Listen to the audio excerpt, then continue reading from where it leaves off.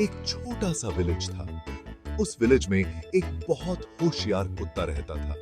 उसका नाम टॉमी था। टॉमी बहुत दयालु था। वो हमेशा सबकी मदद करता था। विलेज में सब टॉमी को बहुत प्यार करते थे। टॉमी भी सबको बहुत चाहता था। वो हमेशा खुश रहता था। टॉमी को नए नए दोस्त बनाना बहुत पसंद था। एक दिन टॉमी जंगल में घूम रहा था। अचानक उसे एक टोकरी दिखाई दी। वो टोकरी बहुत सुंदर थी।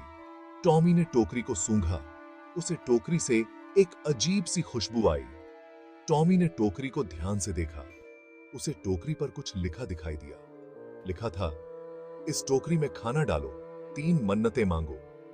टॉमी समझ गया कि यह कोई साधारण टोकरी नहीं है, यह एक जादुई टोकरी है। टॉमी को अपने विलेज की याद आई। उसके विलेज में बहुत से लोग हंगरे सोते थे। टॉमी ने सोचा, क्यों ना मैं इस टोकरी से सबका पेट भर दूं? टॉमी ने टोकरी में एक रोटी रखी और कहा, काश मेरे विलेज में कोई हंगरा न रहे। उसकी इच्छा पूरी हुई। विलेज में सबके घर खाने से भर गए। दूसरी इच्छा, सबके दिलों में खुशियां भर दो। टॉमी बहुत खुश हुआ। उसने देखा कि अब कोई हंगरा नहीं है। लेकिन टॉमी यह भी चाहता था कि सबके दिल में खुशियां हो। टॉमी ने टोकरी में एक सुंदर फूल रखा और कहा, काश मेरे विलेज में सब हमेशा खुश रहें।